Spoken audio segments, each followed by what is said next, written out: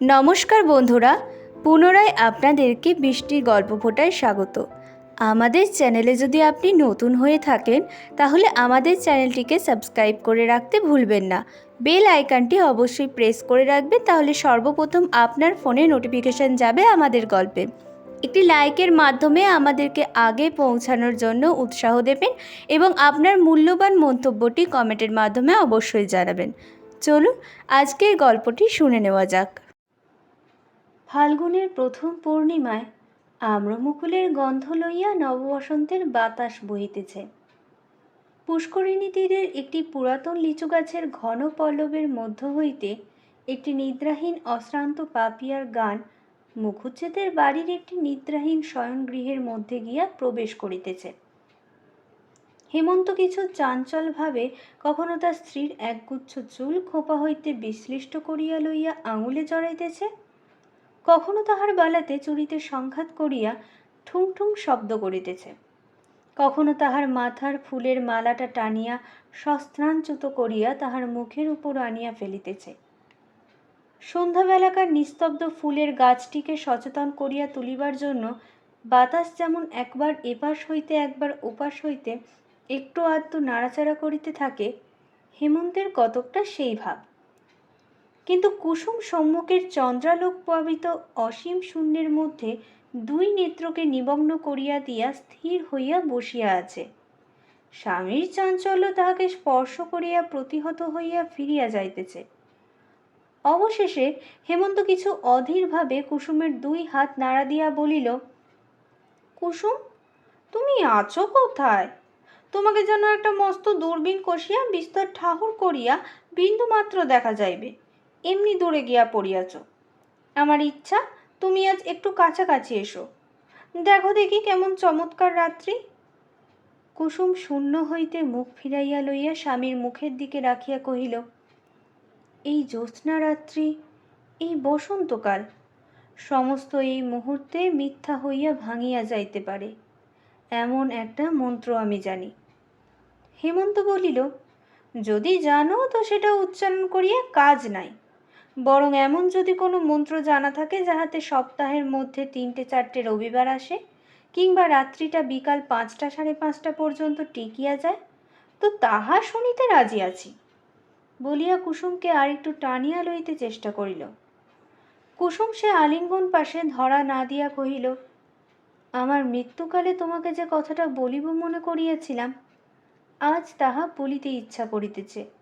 আজ মনে হইতেছে তুমি আমাকে যত শাস্তি দাও না কেন আমি বহন করিতে পারিব। শাস্তি সম্বন্ধে জয়দেব হইতে শ্লোক আওড়াইয়া হেমন্ত একটা রসিকতা করিয়া উদ্যোগ করিতেছিল। এমন সময় শোনা গেল একটা ক্রুদ্ধ চটিজুতার চটাচট শব্দ নিকটবর্তী হইতেছে। হেমন্তের পিতা হরিহর মুকুজ্জের পরিচিত পদশব্দ। হেমন্ত সশব ব্যস্ত হইয়া উঠিল। হরিহর দ্বারের নিকটে আসিয়া ক্রুদ্ধ গর্জনে কহিল, হেমন্ত, বউকে এখনই বাড়ি হইতে দূর করিয়া দাও। হেমন্ত স্ত্রীর মুখের দিকে চাহিল।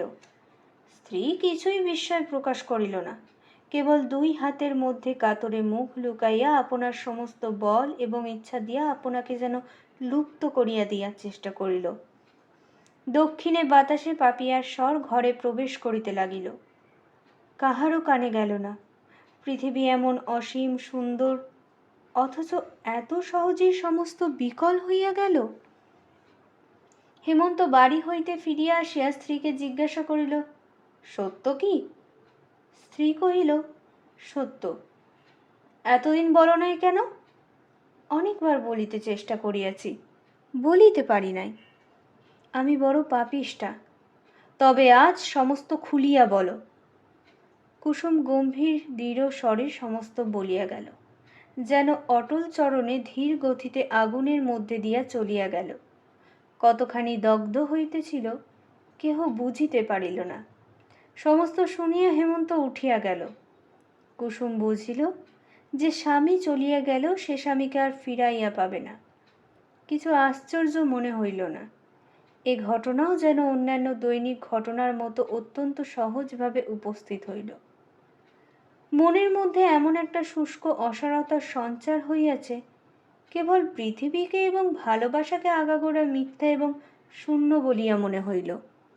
এমনকি হেমন্তের সমস্ত অতীত ভালোবাসার কথা স্মরণ করিয়া অত্যন্ত নীরস কঠিন নিরানন্দ হাসি একটা খরদার নিষ্ঠুর ছুরির মতো তাহার মনের এক ধার হইতে আর এক ধার পর্যন্ত একটি দাগ রাখিয়া দিয়া গেল।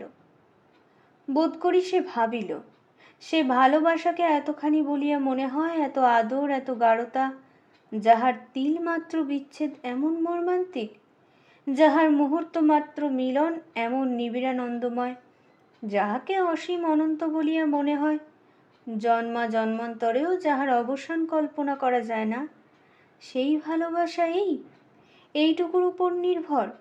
সমাজ যেমনি একটু আঘাত করিল, অমনি অসীম ভালোবাসা চূর্ণ হইয়া এক মুষ্টি ধূলি হরিয়া গেল। হেমন্ত কম্পিত স্বরে এই কিছু পূর্বে কানের কাছে বলিতেছিল, চমৎকার রাত্রি। সে রাত্রি তো এখন শেষ হয় নাই, এখনো সেই পাপিয়া ডাকিতেছে।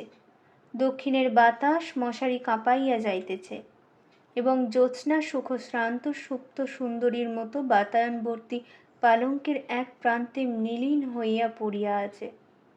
সমস্তই মিথ্যা। ভালোবাসা আমার অপেক্ষাও মিথ্যাবাদিনী, মিথ্যাচারিণী। পরদিন প্রভাতেই অনিদ্রা শুষ্ক হেমন্ত পাগলের মতো হইয়া প্যারীশঙ্কর ঘোষালের বাড়িতে গিয়া উপস্থিত হইল। প্যারীশঙ্কর জিজ্ঞাসা করিল, কি হে বাপু, কি খবর? হেমন্ত মস্ত একটা আগুনের মতো যেন দাউ দাউ করিয়া জ্বলিতে জ্বলিতে কাঁপিতে কাঁপিতে বলিল, তুমি আমাদের জাতি নষ্ট করিয়াছ, সর্বনাশ করিয়াছ, তোমাকে ইহার শাস্তি ভোগ করিতে হইবে। বলিতে বলিতে তাহার কণ্ঠ রুদ্ধ হইয়া আসিল।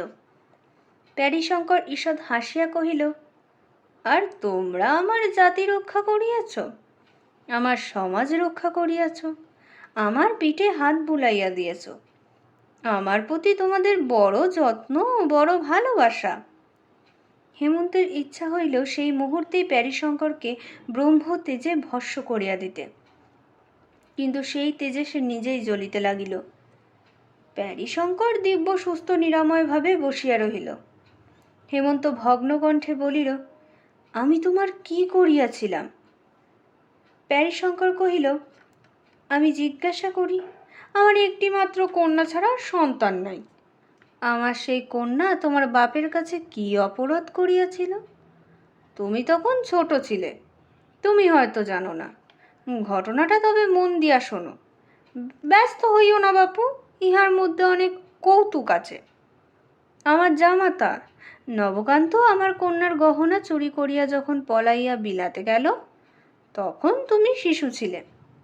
তাহার পর 5 বৎসর বাদে সে যখন ব্যারিস্টার হইয়া দেশে ফিরিয়া আসিল, তখন পাড়ায় যে একটা গোলমাল বাঁধিল, তোমার বোধ করি কিছু কিছু মনে থাকিতে পারে, কিংবা তুমি না জানিতেও পারো। তুমি তখন কলিকাতা স্কুলে পড়িতে।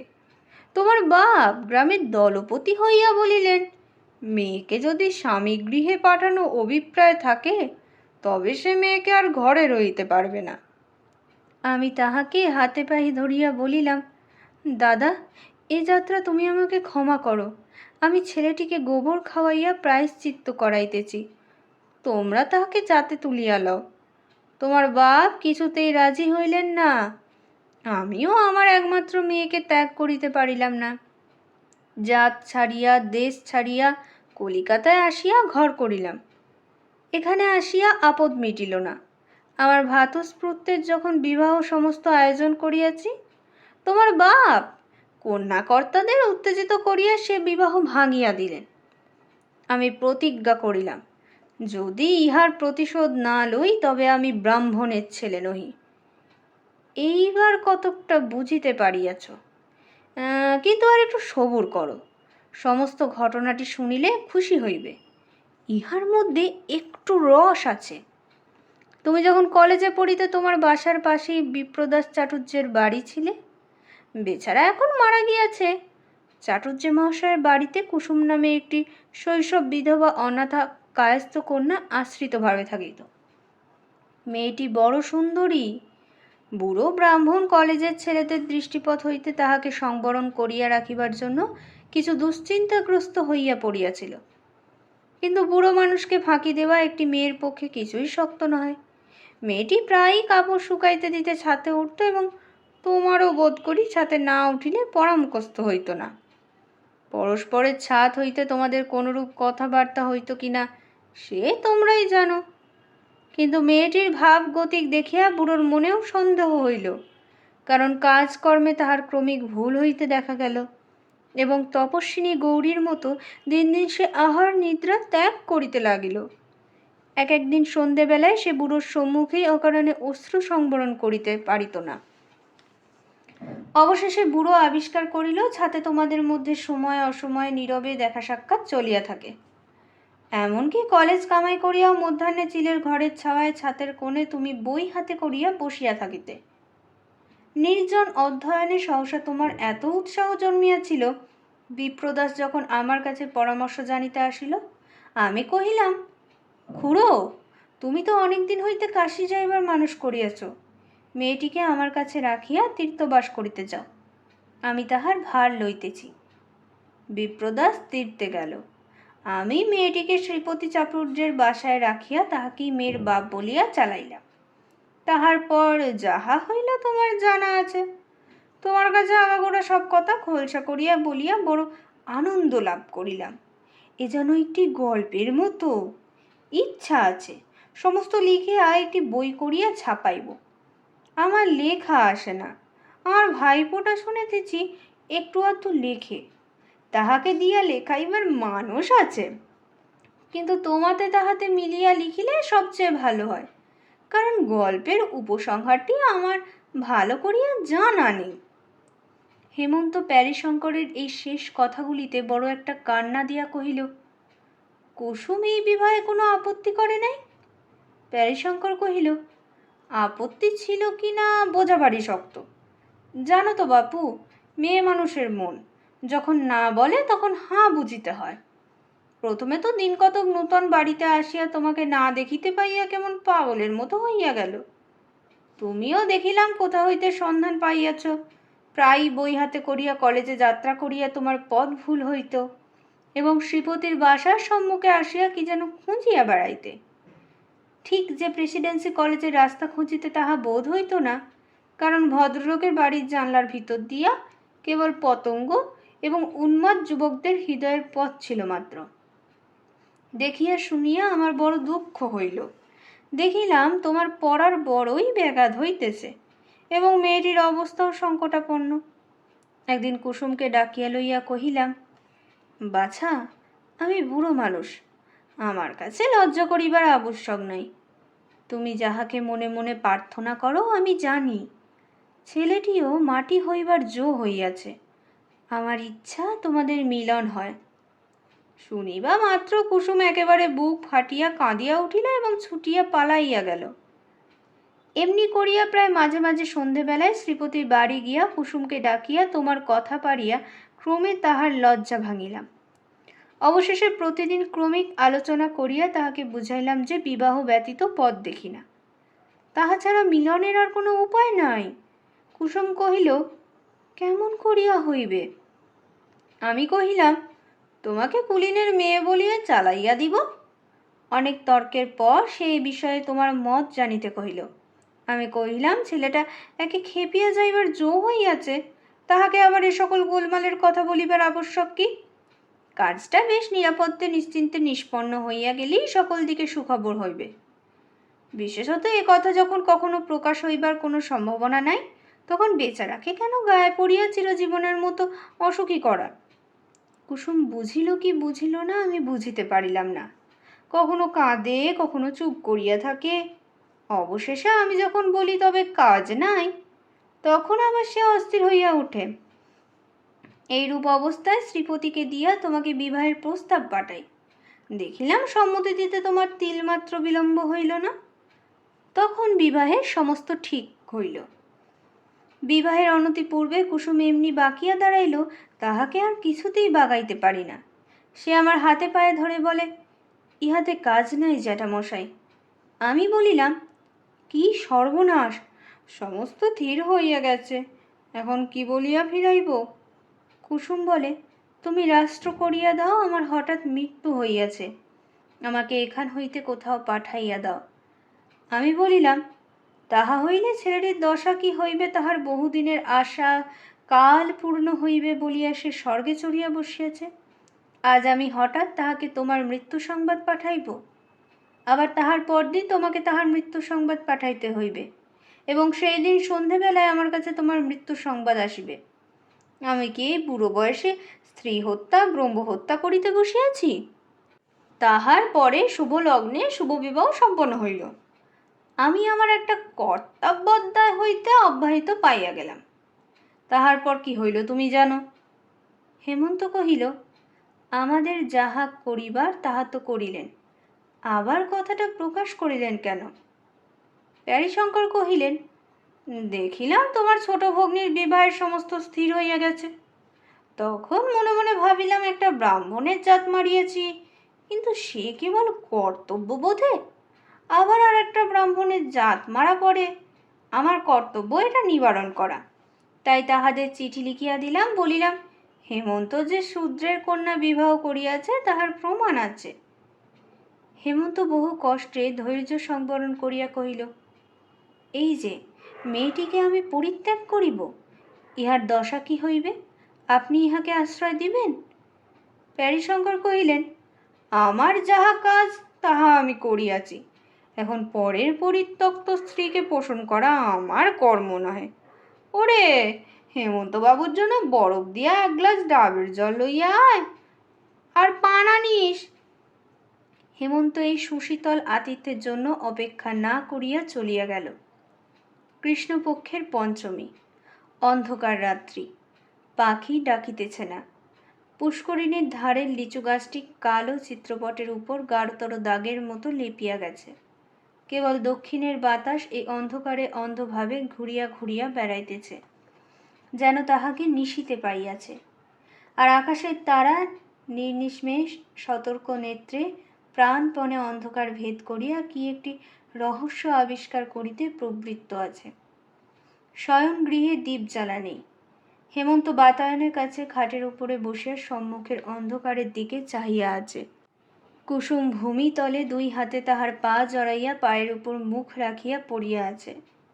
সময় যেন স্তম্ভিত সমুদ্রের মতো স্থির হইয়া আছে, যেন অনন্ত নিষেধনীর উপর অদৃষ্ট চিত্রকর একটি চিরস্থায়ী ছবি আঁকিয়া রাখিয়াছে।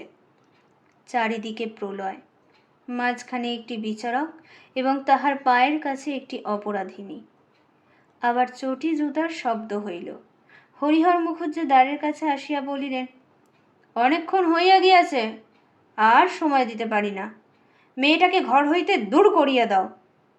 কুসুম এই স্বর শুনিবা মাত্র একবার মুহূর্তের মতো চিরজীবনের স্বাদ মিটাইয়া হেমন্তের দুই পা দ্বিগুণতর আবেগে চাপিয়া ধরিল।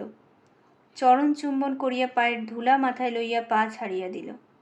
হেমন্ত উঠিয়া গিয়া পিতাকে বলিল, আমি স্ত্রীকে ত্যাগ করিব না।